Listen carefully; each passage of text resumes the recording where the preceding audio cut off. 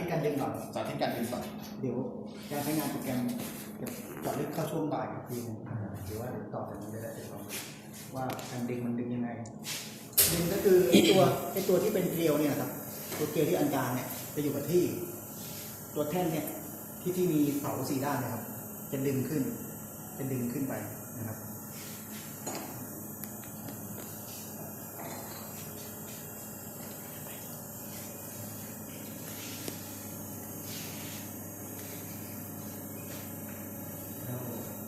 ระยะห่างคือว่าช่วงตอนดึงระยะห่างของคนกับคนจักรต้องประมาณเท่าไหร่ความปลอดภัยอ๋อตัวนี้ก็คือสมมติว่าเราแค่ล็อกอะครับคือมันไม่มีปัญหาแล้วคือมันแค่ดึงเฉยๆครับใช่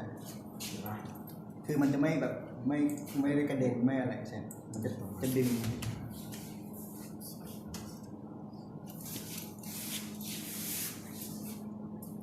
เทสก่อนเฉย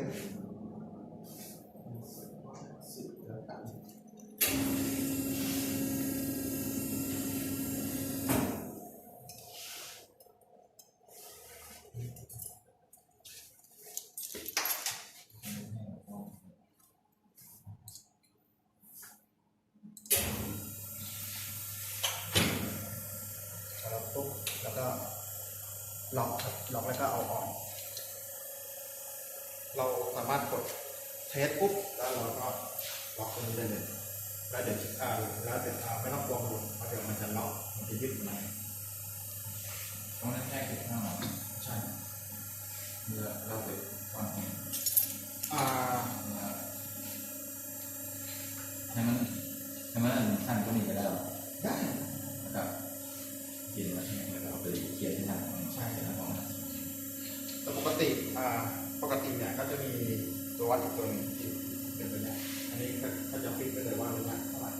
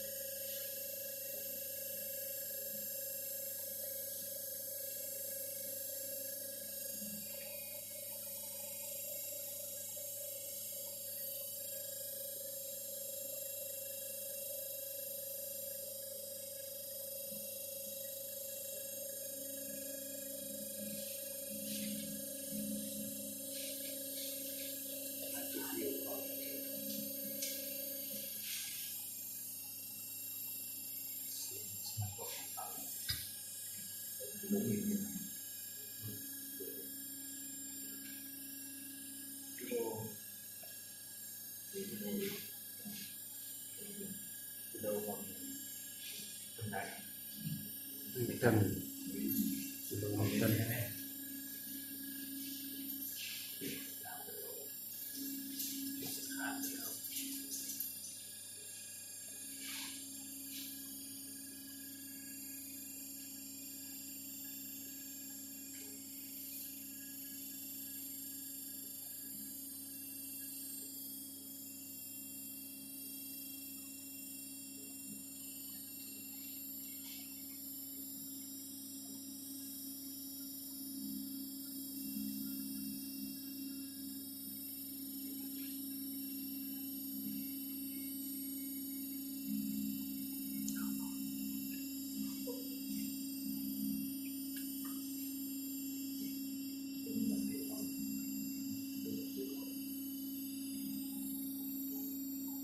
สุ่ม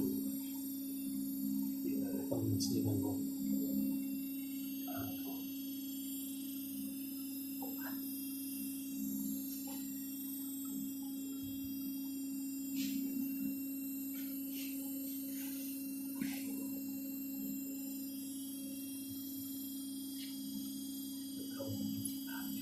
ขาดเนี่ย